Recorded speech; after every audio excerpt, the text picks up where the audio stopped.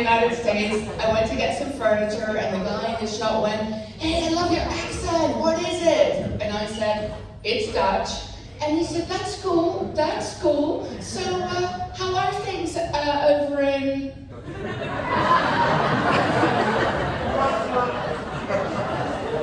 "Down in Pennsylvania." So I'm from the Netherlands, also known as Holland, or as it's most commonly referred to in the United States, Denmark.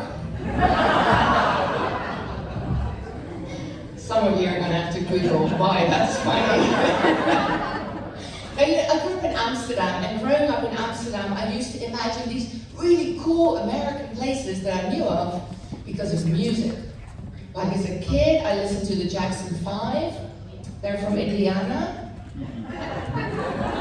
And then as a teenager, I was really into Prince, Minnesota. At college, we all listened to R.E.M., Georgia. So then having moved to the United States, visiting these places ranks really high on the list of my life's greatest disappointments.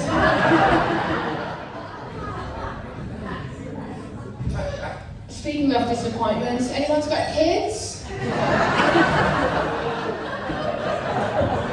can be honest, it's a safe space. You know, I remember childbirth every time I poop.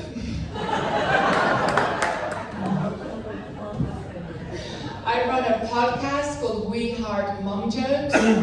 Mom jokes are like dad jokes, but funny. Yeah, I'm a teenager. You know, when I talk to my teenager, I bring the same energy that people do when they have a relative in a coma. Like, I'm just talking, and I'm hoping some of it will go in. And when he rolls his eyes, I'm like, yes! He's still in there! Sign of life detected. So good. During the pandemic, he was in virtual school. They call it that because for a year and a half, he learned virtually nothing. Now he says it doesn't matter because he's going to be a professional YouTuber.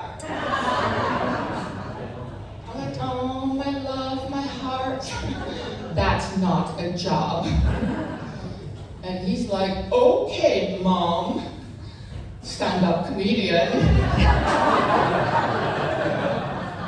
But you hate it when they're right. I hate it when he's right. I know, he's good. He's a typical American kid. He has his daily dose of Oreos, attitude, and Ritalin. He was first prescribed that when we'd been in the States for a couple of years and we were living the American dream. I put on 30 pounds and he got an ADHD diagnosis. It was all we had come for. I did lose the weight. Do you want to know how? Ritalin, yes! Super effective.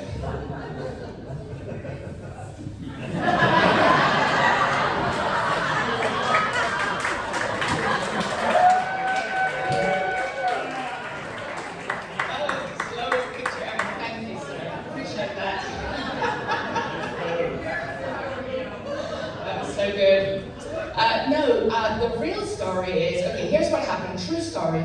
He was prescribed Ritalin, but he was little, and so I filled the prescription, but I wasn't quite ready to kind of hand him off to Big Pharma. And so I didn't give it to him. I was kind of thinking about it, talking to my family in Holland, and then one day I had a brainwave, and I took one. And oh my God, it was amazing! I could listen to him talking about Pokemon, without wanting to send him into foster care. Like, it was unbelievable. And so then a few months later, we went to see the doctor, and she said, well, I know you had some misgivings, so what made you change your mind? And I said, well, I took one. And she was like, you did what? You know that's a controlled substance, right? I'm like, oh, come on, I'm a mom. You know when they're little and you put like the milk on your wrist to check the temperature. Like I did the pharmaceutical equivalent of that. In what world does that make me a bad mother? And she's like, in this one. Apparently taking unprescribed amphetamines is a criminal offense. So then I had to find a new doctor.